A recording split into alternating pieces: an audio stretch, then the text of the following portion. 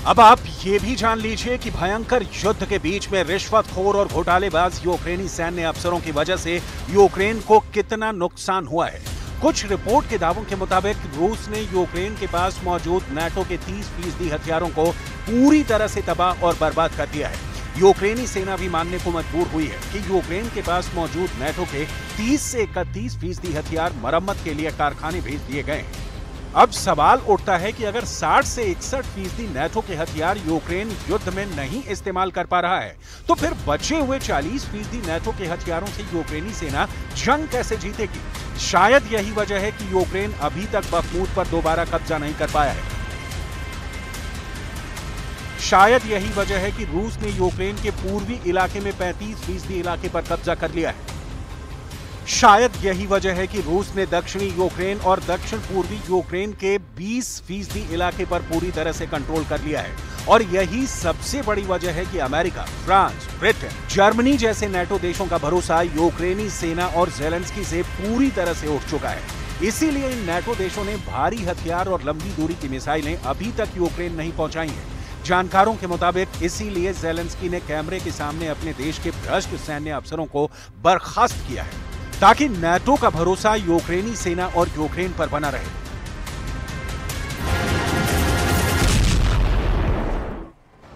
एक तरफ यूक्रेन के बड़े सैन्य अफसरों के खिलाफ जांच चल रही है, तो वहीं रूस चुन चुनकर यूक्रेन के टैंक और सैनिकों को निशाना बना रहा है। और ऐसे में इस युद्ध में अब यूक्रेन की टेंशन और ज्यादा बढ़ती दिखाई देने लगी है।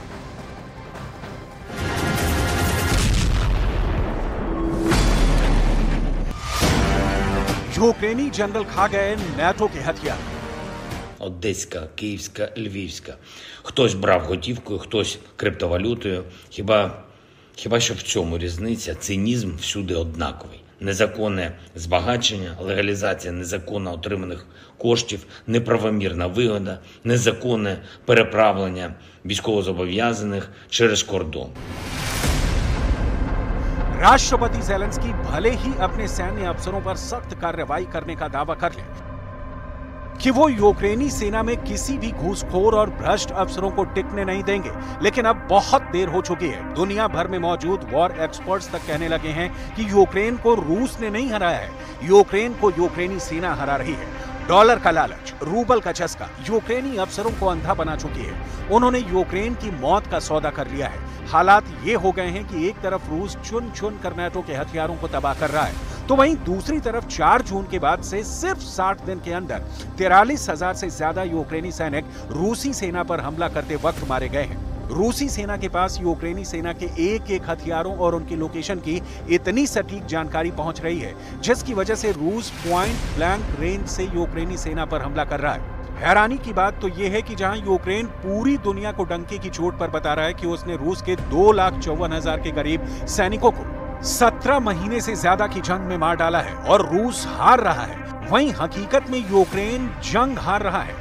अब आप ये भी जान लीजिए कि यूक्रेन की जीत का दावा करने वाले अमेरिका के टॉप नेताओं को क्यों कहना पड़ रहा है कि यूक्रेन रूस से जंग हार रहा है और यूक्रेन को अब सरेंडर की तैयारी करनी पड़ेगी। हम आपको अमेरिका के कांग्रेसमैन माइक क्विगली का बयान दिखाते हैं, जो उन्होंने अमेरिका के CNN चैनल पर दिया है। जरा देखिए अमेरिका के कांग्रेसमैन माइक क्विगली ने यूक्रेन जंग पर क्या खुलासा किया है। रूस यूक्रेन जंग को लेकर अमेरिकी डेमोक्रेट माइक क्विगली ने यूरोप में अमेरिकी कमांडरों से मुलाकात की। अमेरिकी कमांडरों को खुफिया रिपोर्ट के आधार पर क्विगली ने बताया यूक्रेन के हालात बेहद गंभीर हो चुके हैं। यूक्रेन की क्षमता पर अमेरिका विश्वास खो रहा है। यूक्रेन के काउंटर अटैक के सफल होने की संभावना नहीं है।